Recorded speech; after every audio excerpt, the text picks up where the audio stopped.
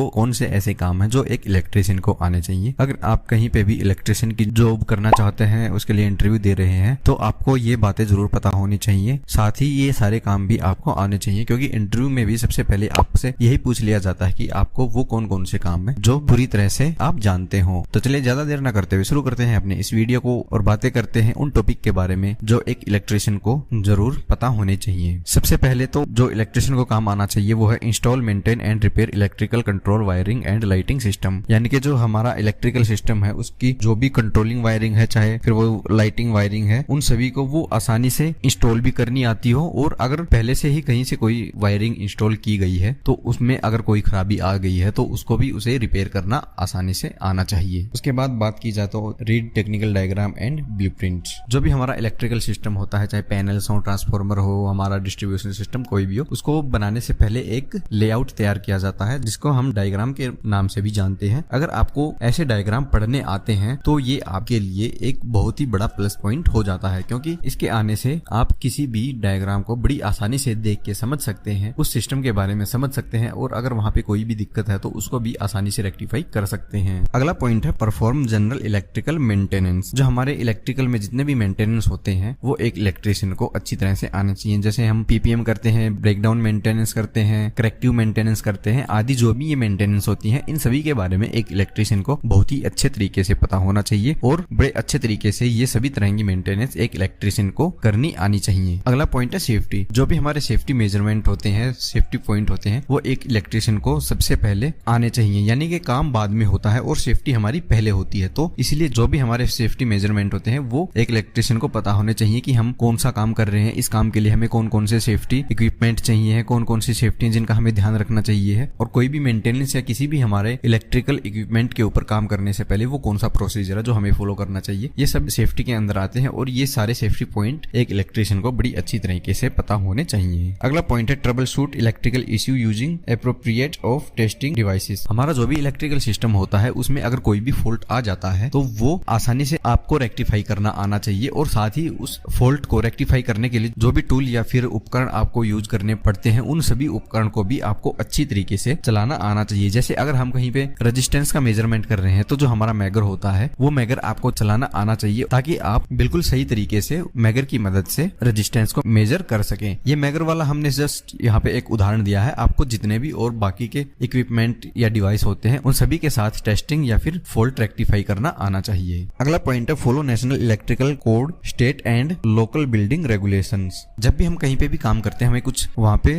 Rule और regulation follow करने पड़ते हैं। उनमें से कुछ रूल जो हमारी कंपनी होती है वो अपनी तरफ से बनाती है, और कुछ रूल ऐसे होते हैं जो हमारे लोकल प्रशासन या फिर हमारी जो गवर्नमेंट है वो बनाती है। तो वो सारे रूल और रेगुलेशन भी हमें अच्छे से पता होने चाहिए। जैसे हम आपको वायरिंग का एग्जाम्पल देते हैं, जहाँ पे भी हम वायरिंग कर रहे हैं तो वहाँ पे हमें किस चीज के लिए कौन सी कलर का वायर यूज करना, फेस के लिए, न्यूट्रल के लिए, अर्थिंग के लिए कौन सा वायर यूज करना है, और दूसरे रूल्स एंड रेगुलेशन है जो हमें फॉलो करने हैं, ये सब भी एक इलेक्ट्रिशियन को अच्छे तरह से पता होना चाहिए। अगला पॉइंट है सर्किट ब्रेकर करेक्टिव मेंटेनेंस। जो हमारे सर्किट ब्रेकर होते हैं उनकी हमें करेक्टिव मेंटेनेंस अच्छे से आनी चाहिए। जहाँ पे भी हम काम कर रहे हैं वहाँ पे अगर हमें कोई सर्किट ब्रेकर दिखता है और हमें उसमें कोई भी कमी दिखती है तो हमें उसको आसानी से सुधारना आना चाहिए, ताकि आगे फ्यूचर में हमें किसी भी दिक्कत का सामना ना करना पड़े। अगला पॉइंट है good knowledge of heating and air conditioning system. अब कुछ ऐसे भी काम होते हैं जो किसी किसी साइट पे हमें देखने को मिलते हैं और किसी साइट पे हमें देखने को नहीं मिलते हैं। तो कुछ कुछ जगह पे एक इलेक्ट्रिशियन को जो HVAC वाला हमारा सिस्टम होता है वो भी ऑपरेट करने या फिर रिपेयर करने को मिल सकता है। तो ऐसे में हमें HVAC का जो भी सिस्टम है उसकी हमें ठीक ठाक जानकारी होनी चाहिए, ताकि कभी भी जरूरत पड़ने पे एक इलेक्ट्रिशियन उनको आसानी से रिपेयर कर सके या फिर उनका ऑपरेशन आसानी से कर सके। तो ये थे कुछ ऐसे पॉइंट जो एक इलेक्ट्रिशियन को पता होने चाहिए एक अच्छी सी जॉब पाने के लिए। इससे जुड़ा अगर आपका कोई भी सवाल है तो आप हमें नीचे कमेंट में पूछ सकते हैं। इसके अलावा अगर आप इंटरलॉकिंग के बारे में जानना चाहते हैं तो आप हमारी ये राइट वाली वीडियो देख सकते हैं।